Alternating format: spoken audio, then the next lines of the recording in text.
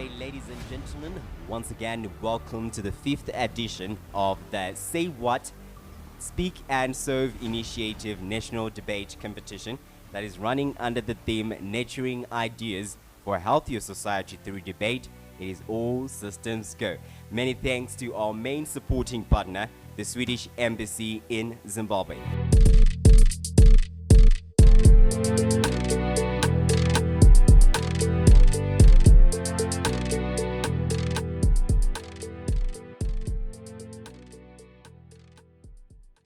Please do make sure that you can get in touch with us on all social media platforms, be it on Instagram, it's Say What Zimbabwe, on Twitter, Say What Org, and on Facebook, it's just basically Say What. And you can also have our hashtags, hashtag SASI debate and hashtag debate for health. Please do let us know which institute are you rooting for, and also maybe if you know about the motions, you can just give us your thoughts. So a very special welcome to our adjudicators that are actually looking lovely, that actually have the toughest part of the job, and also many thanks to our sign language professional. She's doing quite an amazing job over there.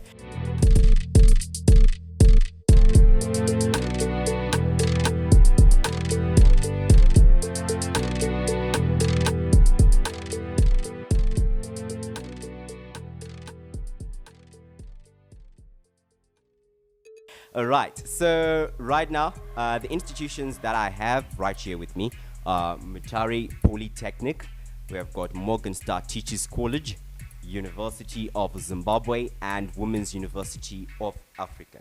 So it is debate after war. So let's not waste time, let's get right into it. Let the games begin. With the motion, this House opposes the creation of youth quarters. I'll repeat. With the motion, this House opposes the creation of youth quarters. I'll kindly ask the Prime Minister to start. A good day to all ladies and gentlemen. All protocol observed. Honorable panel, as the Deputy Prime Minister of this debate or this House, let me take the courtesy to inform you that the main points that I will be articulating to you will be based on the fact that us as the affirmative delegation, we are opposing the creation of youth quotas. First of all, I would like to start by defining the key terms. First of all, I would like to start by defining what is youth quota, and what is creation. Ladies and gentlemen, according to the definition given by the United Nations Charter, a youth is a person between the age of 15 and 30. Then youth quotas refers to the prescribed number or the percentage that young people or the youth should get. Then another definition that I would like to define is creation. By creation, creation means making something available. Ladies and gentlemen, youth quotas are not focusing on capacitating the youth, but on the best ways on how we can resolve the problems that the youth are facing. Youth quotas are there, but are not resolving the problems that the youth are facing. So us as the government side or as the affirmative delegation, we are going to make some policies or some reforms so that we capacitate the youth and make them competent so that they will engage in innovative projects so that will bring enough food on the table for them.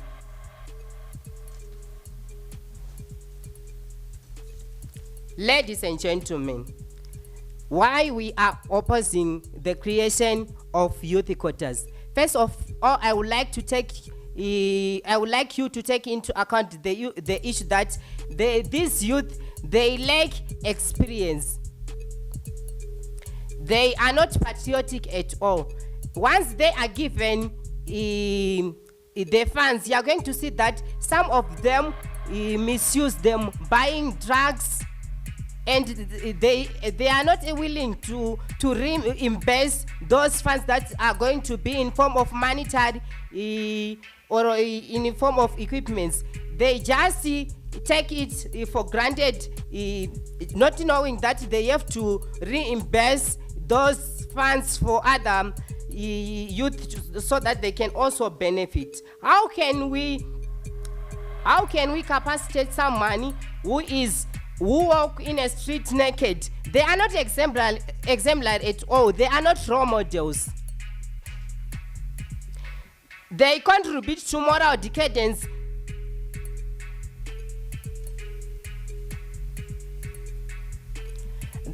All they are good at is squandering money given to them, buying drugs. They lack managerial skills in managing economic development. So we need, it's better for the government to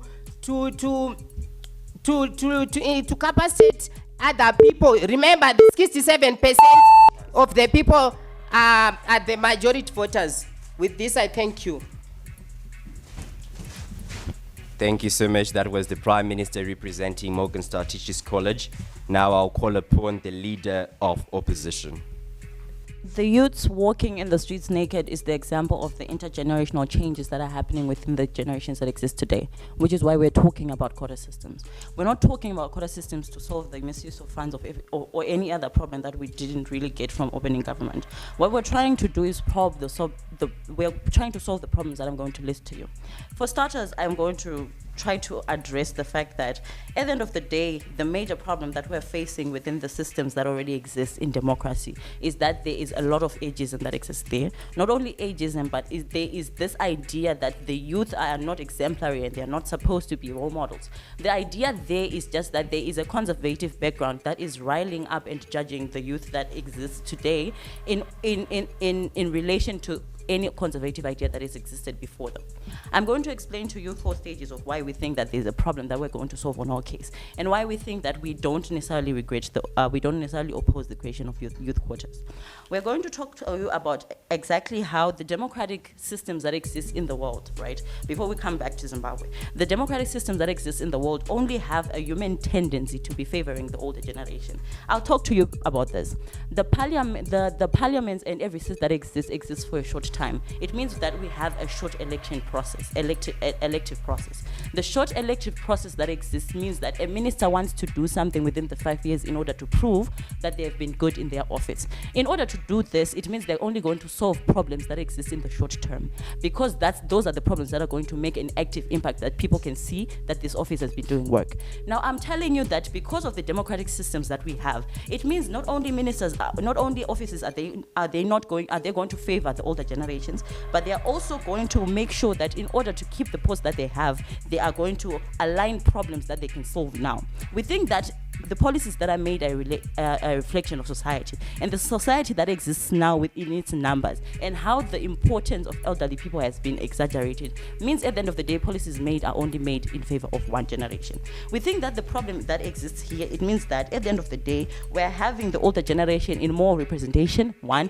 Also, their problems are more solved because they are more immediate than the youth. We think that a governor is going to make sure that they solve a bridge that the elderly are going to cross over before they solve the fact that the youth does not have an education system that's right, because the education system is going to take longer. So we think the problems that exist within the youth are problems that are more long-term than anything else. And for that reason, we are not trying to create governments that are only going to be solving short-term problems. We think that also the intergenerational justice systems that exist between the generations that exist now, because of this, is the also reason that we would not oppose the quota systems. We don't think they're perfect, we think they're flaws, but we think the reasons why the youth quota systems were created are being solved. We think the problems with the child poverty that exists, the representation that also exists, and the intergenerational differences that exist, that older people cannot ever say within a parliament that a young person can.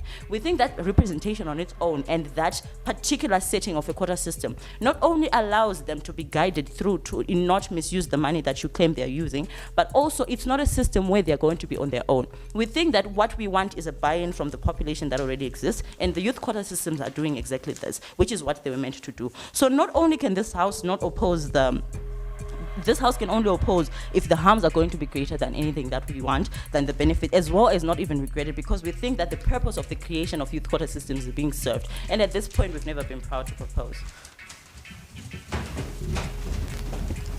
Many thanks to the Leader of Opposition representing University of Zimbabwe. Now, can I have the Deputy Prime Minister come forward? Good day, ladies and gentlemen. I am here as the Deputy Prime Minister, moving the motion this House opposes the creation of youth quotas. Youth quotas are already there, and the youth are being represented in different sectors, but they are only represented in space, not in capacity and competency.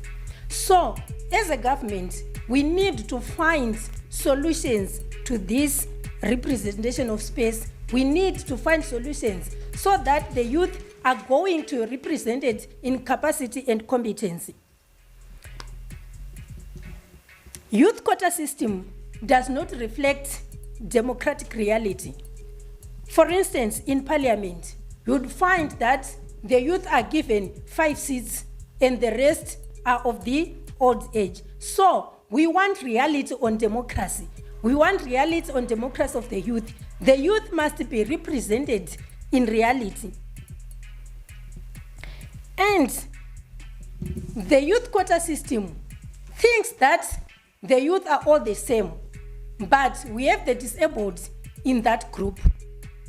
And they also vote. They need to be represented. They need to be capacitated. Point of information. Taken. So you agree you don't necessarily regret the creation of youth quotas, but you'd rather want a different criteria for choosing the youth we choose? We need to find some other ways of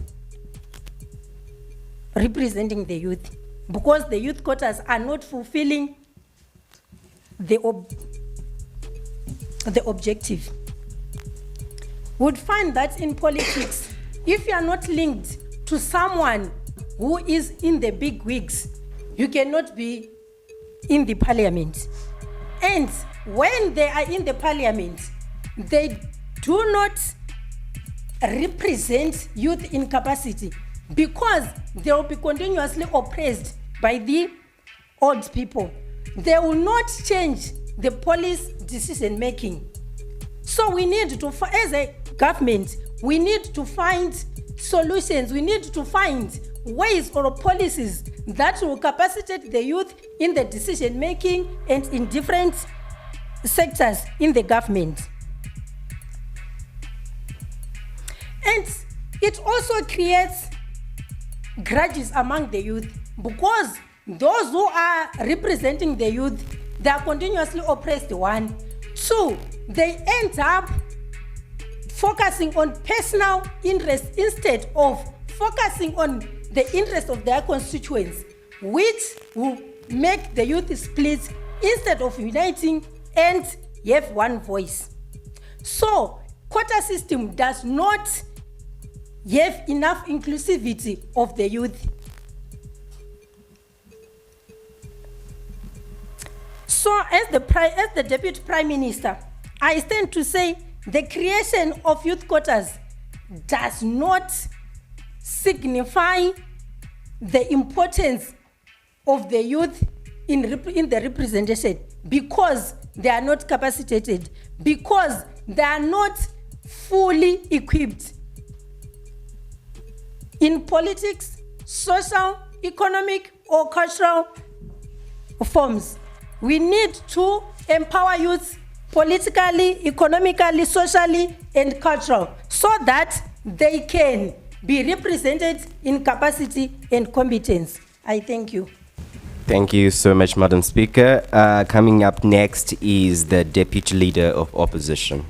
Let's have a conversation about the concepts of youth, especially in developing nations and context of Zimbabwe.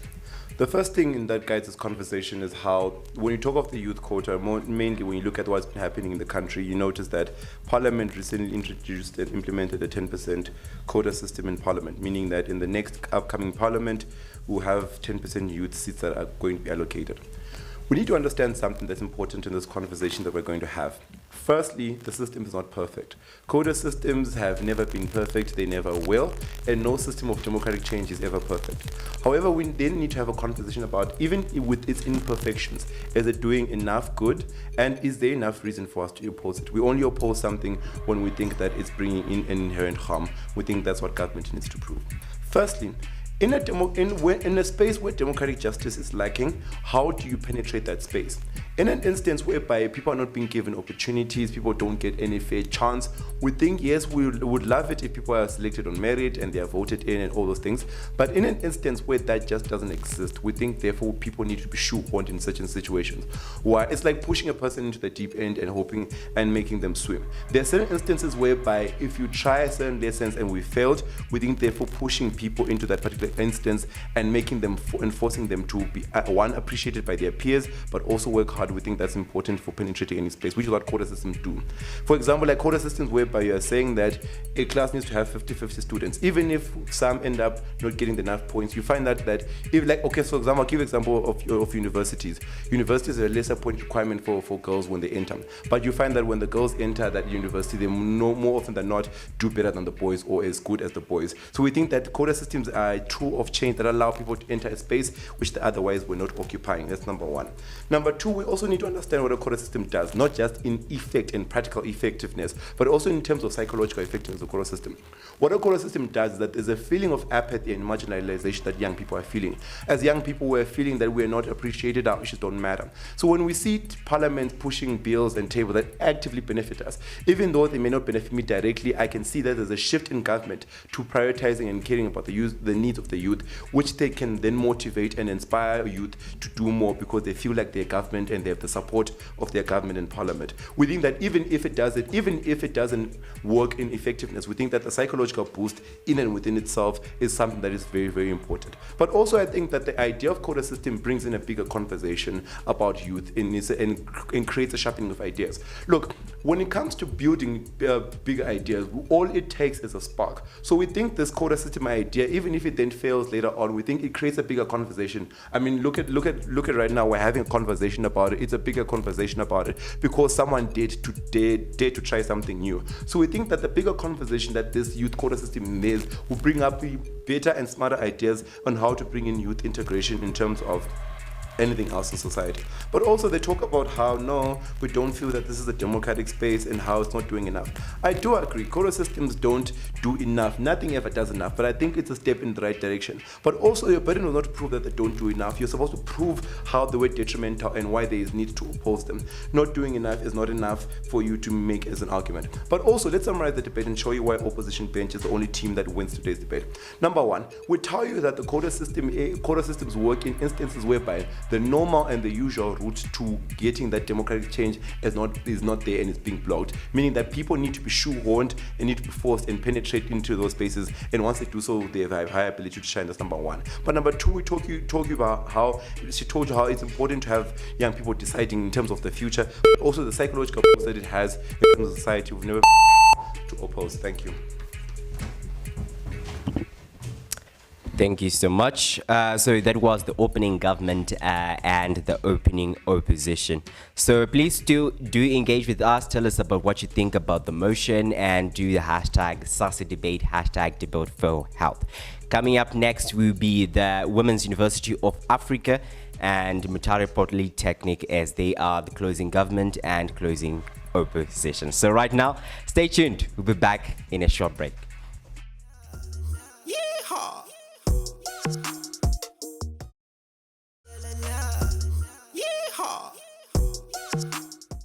Welcome back. It is still the 5th edition of the SASI National Debate Competition. Many thanks to our supporting partner, the Swedish Embassy in Zimbabwe. So to any young people out there that might want to talk about sexual reproductive health, that might be facing maybe sexual abuse, sexual harassment, or maybe might be thinking that they have a chance maybe of having contracted any STI and you don't want to actually say it in public space, you can engage with us on our toll-free number, which is 577. It is 577. Without airtime, you can be able to call and you can be able to be assisted. So without wasting time, it is now time for the closing government and the closing opposition. To those that are joining us, the motion reads, with the motion, this House opposes the creation of youth quarters. With the motion, this House opposes the creation of youth quarters. I'll gladly ask the member of government to come forward. Honorable panel, the issue we are trying to address right here is that we want the youth to participate in decision making and law or policies that will affect them or their life in the future and in the present day. Right now, the challenge we have is that the opposition is coming to advocate for 10% representation, where we know that the decision will be based on voting, on thoughts, and we know that the 90% is represented by this elderly. And they said also the elderly is the one which makes decision in favor of their own thoughts. So how are we expecting decision to be made versus 10% and the bigger 90%? Especially means that automatically the decision is going to be in favor of the elderly. So, and also they said they advocated that the youth have to decide the future. How they can decide the future whilst they are 10% represented in the parliament. So we see that all their argument is they were based on those things. We don't understand it. Now we're moving on to our own view as the closing government.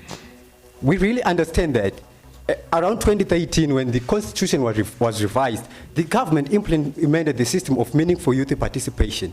And now, in this meaningful youth participation, the government guaranteed the youth the right to even question the policies or even the present strategies that have been put in accordance to their thoughts and even their own views as youth. Now, the youth, the problem is that they are not even participating. That's why you see that this year, the Minister of Tertiary and Higher Education was advocating or was trying to encourage the youth to participate more so that the government will listen to their thoughts and also take them into consideration as they will make any decision. Now, they're advocating for youth quotas now. What sense now are they going to bring to the table and prove to us that these youth quotas are going to work whilst the youth itself is not even participating? The youth is carried away. The youth doesn't even have that motive. As the opening government stated, that the youth of today, they are not patriotic. They don't even care about things that will affect them. Only what they do is to complain after the decision has been made. So now we're moving on to tell you that it doesn't solve any issue to create youth quotas because youth are still not going to participate. That nullifies the whole issue of youth quotas. But we rather go with the meaningful youth participation, where youth can give their thoughts and everything. And government, as they put this into action, they wanted exactly to address their issues. So that they can put them into the consideration. Now we're moving on, honorable panel. We tell you that these youth are not strong enough. Point of information. That's why we now come to put together the innovative and the energy in this youth so that we can link it with the elderly bravery and even the experience that this bravery elderly generation have. So if you have one movement now, it means that we are going to have a decision based on background, people who understand the background of the nation and also what the nation is going to be. And also these youths who are innovative, as they are trained in this institution to be innovative economically, socially, and even politically. That's why we bring you the case that now we better encourage the youth to participate first so that we can then create the youth quotas which they advocate for. So now we are telling you this, that the bench that wins the debate is the bench that brings you how their implementation is going to solve the problem, because youth quotas will fail. Because we see with the meaningful youth participation being a concern by the government that youth are not still participating. Even they have never raised in any issue of just they wanted to be represented in the parliament. So why do we have to create those youth quotas? It doesn't make sense with this case. That was the member of government representing Mutare Polytechnic. I would like to call on to the member of member of the opposition. First of all, allow me to agree and say yes, a lot of youth are not really capable of doing what they need to do, but also allow me to agree with the side when they say that the youth need a psychological boost. What we need to understand in this debate is that the two are not mutually exclusive. You can encourage people to gain the capacity and skill set that they need through workshops, through taking courses that the environment needs from a socioeconomic standpoint, and at the same time create quotas so that when they've gained the skill set, they know that there's actually space for them to actually positively integrate into systems. Also, let's appreciate that quotas go beyond just political participation. A quota can be funds directed to youth for entrepreneurial projects, which have to first of all be validated by a team of individuals who understand investment, meaning that we take it away from people who are likely to abuse funds. We have quotas in terms of land for agricultural projects for all the students who are studying agriculture in universities. We have quotas for input materials, quotas for machinery, quotas for different projects in fashion, design, textiles. So all of these create an atmosphere. Now, what is the challenge of the psychological boost? It's been created by this narrative that old people hold on to power for so long that there's no point in even trying to begin with. And it's characterized by barriers to entry with ageism, as has been mentioned before. But when we do this, when a quota exists, not only does it create a psychological boost, it gives an incentive to companies and corporations to actually create spaces to capacitate the youth. So we have places like Bank ABC with Ignition Hub that actually creates workshops and projects to ensure that the youth has the skill set. But these companies are not going to get involved if there's no quota that they have to use, because what's the point if they're just going to apply based on meritocracy? But the only people encouraged to get the skill set are not the youth, because they believe that there's no space for them to be accommodated. So we need to understand that we can work hand in hand. What am I saying? We support quotas because they create an environment for people to be encouraged to gain the skill set when they know that there's space for them available. It also encourages companies to get involved. Career guidance, like we used to have but we no longer have, where companies go to high schools and tell them, this is how the socioeconomic environment is changing, this is why you need this technological skill set, for example, to be able to program, so that when you're done with high school and you're done with university, you can apply for this kind of job in this kind of environment where there's a 30% quota for the youth to be employed so that they can practice their skill set, gain experience, or you can gain the 30% funding which is offered by the government to start your own entrepreneurial project. So at the end of the day, we need to understand that all of these systems work hand in hand. What happens when we don't have youth quotas? We continue the narrative that there's no opportunities, there's no employment, there's no purpose in trying, which is the main reason the youth revert to drugs, early sex, child marriages, crime, poverty. It's due to an idle mind, alienation, a nihilistic mindset that's created by the narrative of lack of opportunity due to barriers to entry. So, why do we win as closing opposition?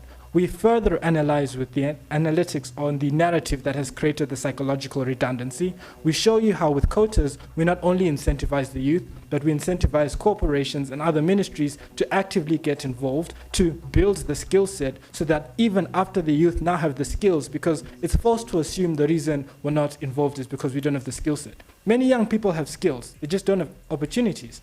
Many opportunities exist, they don't have information or access to those opportunities. So we increase awareness, we increase skill set, we increase participation on all levels, vertical integration, get the companies involved, get innovation hubs involved, get SAYWHAT and other organizations like these involved, broadcasted on TV, so that everyone is not only encouraged, but understands that at the end of the day, when you've done all of this capacity building, there is a space for you to actually positively integrate into different economic systems, political systems, social systems as well. Without the quotas, there's no point in trying, because you've already assumed that you're going to fail in the end. And this is why I see we win. Thank you, Member of Opposition representing Women's University of Africa. Now it's time for the whips, starting with the government whip. Okay, so in the first half of this debate, we had the opening government that came and alluded to us how youths in themselves lack experience, and how youth quotas that are there are based on youths that do not have the competency to actually participate meaningfully, which we agree with them. And then the opening opposition came and talked about how there is favoritism of the older generation, and how the older generation is mostly represented, which is a problem. And then they also say that they want to use the quota as a tool of change. But then what we say to the opening opposition is that already when you allude that there is an older generation which is mostly participating right now, and you're advocating for a quota that gives gives youth 10% to participate in the government. At the end of the day, that is a problem, as alluded to by my partner, because then the same youth are still going to be shut down by the 90%, which still has majority rule in any other aspect, that is their governance, economy, and so on. So which then brings their whole case down, because I'll take you later. And also, another thing that you need to consider is that in as much as we want to bring there's tools of change, are the youth in themselves interested in the tools of change? As my partner alluded to you, there are so many things that are there that are involving the youth, but the youth in themselves are not taking advantage of the same thing. What then is the difference that a youth is going to do when they're still being asked to engage and they're not doing so? In the second half of this debate, we have the closing opposition that also comes and talks about how there is need for economic teaching, where they also claim that there is need for funds. They also claim that there is Ignition, which is giving programs, but then the youth lack funding. But at the end of the day, was there not a youth empowerment policy that was enacted in 2018? Do we not have the Empower Bank, which is the Youth Empower Bank, which is there to fund youths that come with the same projects that they've been empowered to do? I'll take you later. So at the end of the day, we see that these youths have these things that are there and exist, but then they're not taking advantage of them. At the end of the day, we are opposing the creation of youth quotas because we feel that they are still not going to enact any change within our society. I'll take you now. Would have been okay if we said we want a 50% youth quota? Would that be fine with you, so they can make decisions? Okay, the challenge that we have is what we vie for as closing is that youth should be really equally represented. But right now, the problem we have is you vying for a quota which gives 10% to youths at the end of the day, because it's not going to do change. And even if we still went for the 50% representation, the same youths are still not interested. Because as closing government, what we bring to you now is that it's now down to whether the youths in themselves are interested in being helped. Where my partner came and alluded to you that the meaningful participation of youth and how the same government is trying to engage the same youths at the end of the day, and they're still refusing to engage. They continue going to tertiary institutions, engage in us, come up with projects, do this and that. The same youths then go and complain behind the scenes and say the government in itself is not giving us opportunity, but they're throwing opportunities at them and they're still not taking advantage of them. So at the end of the day, we are opposing the creation of youth quotas because they won't make much change. Secondly, we also told you that intergenerational diversity in innovation is very important, which we need to advocate for, but the youth still need to have interest first. So at the end of the day, panel, we deserve to take this debate home and win as closing government, because we've shown you how the same youth quotas are not going to solve the same problem that they're all alluding to, that youth are not they're not fully engaged, they're not given the opportunity. And also, we've also shown you that the problem is the youth in themselves. We need to first put programs that will educate, programs that will probably elevate the youth, give them the opportunity to have that faith in themselves, give them that push factor for them to be interested in engaging in these things first of all, before setting up quotas at the end of the day, because they're not going to be successful. And with this, I've never been proud to propose. Thank you. So that was the government whip representing Mutare Polytechnic. So to those that are joining us, the motion reads, with the motion, this House opposes the creation of youth quotas. So coming up next is the opposition whip. You can come forward. No man can climb beyond the limitations of his own beliefs. If you put a limit to what you can be, you have already put a limit to what you will be. That's on the same line of thought as Robert Kiyosaki, Rich Dad, Poor Dad, Ben Carson, Think Big, Cindy Trim, Commanding Your Morning. So today, I would like to extend and say, no youth can climb beyond the limitations presented to him or her by their government. As such, the role of quotas becomes all important and all essential. To allow the youth to gain entry through the removal of barriers to entry can be considered as an act of kindness or a word of affirmation that is according to the 4 love languages. So today, we are for the motion that we should allow quotas to enable the youth to maneuver spaces and to enable the youth to have a voice in the society. It is easier to come from a place of appreciation and to do well. So, according to some speakers, I think it's important for us to respect individuality. We are different people. The youth, let's not give blanket terms to the youth, because let's recognize individuality. They are different youth. There are some youth who are very dedicated, there are some youth who are very committed, and there are some youth who have interests. So let's learn to separate. Believe you or me, I think, believe you me, it is important to realize that half a loaf is better than nothing. So they should be quotas because they emancipate the youth, they empower the youth. Thank you so much, ladies and gentlemen. Okay, so as I said earlier on, we should respect ideas from our forefathers. As much as they are 90% the elderly, we should respect their thoughts, and we should respect the fact that they've got experience. They've been in the world for quite a long time. So as Africans, and the way we are cultured, we believe that we should respect the youth, and we believe that we should respect the elderly, and the elderly should have a say in everything that goes on. That is according to the way I was socialized, and that is according to the way that I was socialized. Okay. Okay, you say that half a loaf is better than nothing, but then what is the use of the half loaf if the person who's being offered it refuses or decides not to accept it? If they refuse, yes, then half a loaf wouldn't be better. But if they accept, as I say, that we have a diverse youthful populace. There are some youth who are outgoing. There's some youth who are forthcoming. There's some youth who show interest. There are some youth who are all for involvement and who go to lengths to make sure that there is success in the country and to make sure that there is growth in development and to ensure there's growth and development. So yeah, half a loaf. I go with the saying that half a loaf is always better than nothing.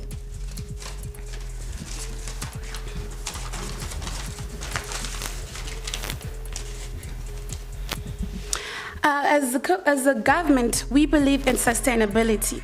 As sustainability, this is the meeting of the current needs of the current generation without forgoing the needs of the other generation. So the issue of quotas come in handy as a way to ensure that there is sustainability, which is a cry for many of the diplomats, which is a cry for many of the politicians out there. If you have noticed, there is a cry for the calling of sustainability. So I believe as our government, we deserve to win, and we need to implement quotas. We can't do without quotas. They are so handy, and they make it possible for us to have a bidding out for success. Thank you so much. That was the opposition whip representing Women's University of Africa. Please do let us know what you think about the motion, and also right now the debate is now over, and also to just tell us which institute are you rooting for, do you think will be the winner for this episode, and just do the hashtag SASI debate and hashtag debate for health. So coming up in the next segment is that time of the episode whereby we just get loose, we just have some free time to just talk about what just happened, and just maybe we can see smiles. They can actually smile, these guys. It's just that when they're debating, they're quite fierce. So stay tuned. We'll be back shortly.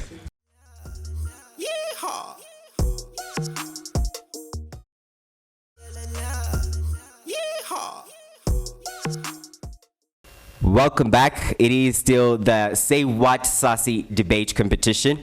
This program is proudly brought to you by Say What. Many thanks to our supporting partner, the Swedish Embassy in Zimbabwe.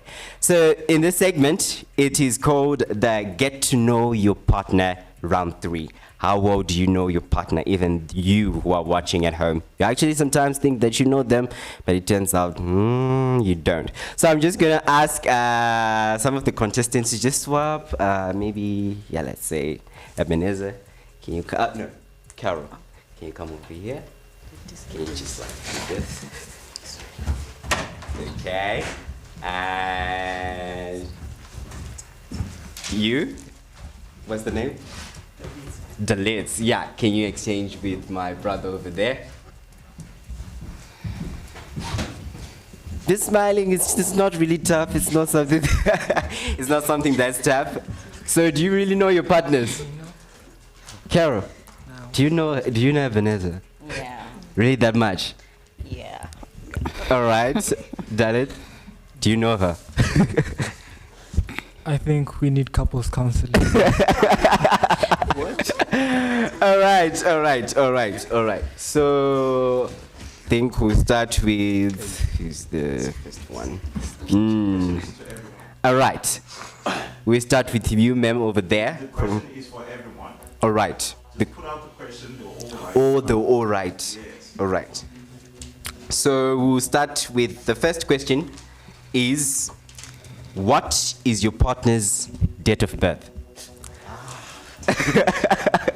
What is your partner's date of birth? Yeah, some do need marriage counseling, couples counseling. I'm just going to give it to you 10 seconds. Keep talking about Say What, where to find us as your 10 seconds. Not dead air on TV, remember? Yes. So please, you can go to our website, which is saywhatorg.co.zw. There is everything for everyone. If you're a young lady that maybe you want to engage with the ladies and talk about the latest things, you can join. You can be a member of the Web for Life network, where young women discuss everything about women. And also for the guys, you can also join the Mugota or Intriba forum for young men, where we talk about sexual health, we talk about our dreams and aspirations. All right, so we all have our answers, right? Okay, so we'll start with you over there. What's your name? Abshur Tangwena. Abshur Tangwena. Yep. And your partner's name is? Fadzai. You don't know Fadzai? Fadzai, yeah. All right. What's Fadzi's date of birth? Estimatively, it's Estimatively, okay, fine. it's 1995. Isn't there like a date, like a 19 And, what? I'm going to provide the whole of it. All right, all right. In May and 23. So we are saying it's 23 May 1995. Fadzi, can you show us your answer?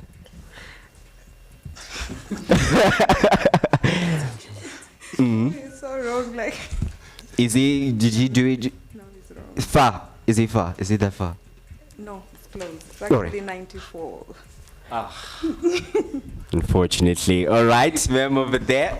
What is his date of birth?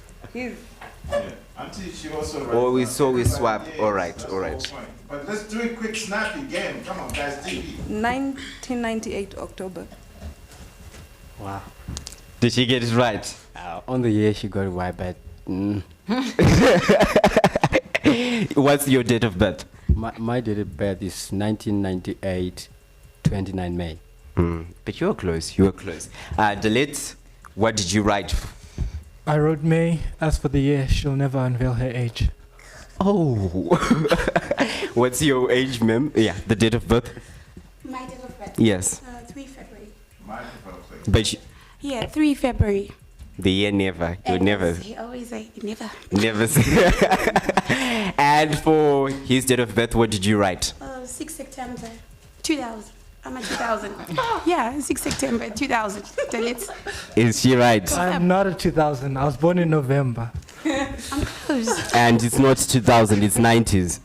I'm a 90s baby. Not in I'm a 2000. Not a 2K. Not I'm a 2K. All right, all right. Ebenezer, what did you write? 28 October 2000. 28 October 2000. That's Ma'am? correct. Wow. Well, let's give them a round of applause. All right. Yes, sir. What did you write? Oh, his is, yeah, I didn't get to What did you write? expose Ebenezer for the baby he is. 19 November 1999. Is she correct? Yep. Ah, so sweet, Yeah, right? yeah. All of that. 1999. 1999. You, sir? Yeah, I think Memucha was born in 13 March 89. 13 March 89. No. She said no with a strong point. No. No. What's the correct one? 27 July 1983. Wow. And you, ma'am, what did you write? Married 21 July 19. Can you actually have the microphone? 21 July 1998. 21 July 1998. Is that correct? No, 1995. 1995. Yeah. Okay. Welcome back. So the judges have deliberated on the results, and right now I have them with me. So, without wasting any time, start with the fourth place. At fourth place is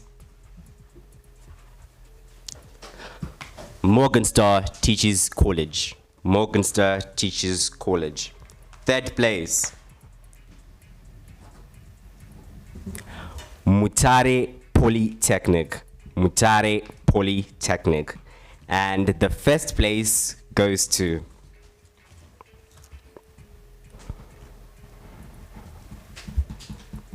University of Zimbabwe. Let's give a round of applause.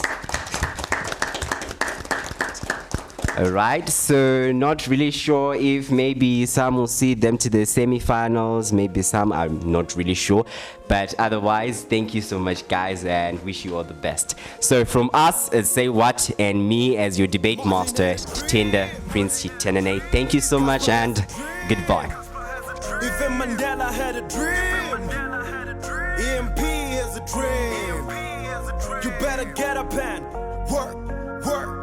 Work on your dream, work, work, work on that dream, work, work, work on that dream, work, work, work on that dream. I got a dream, when you know you have a dream.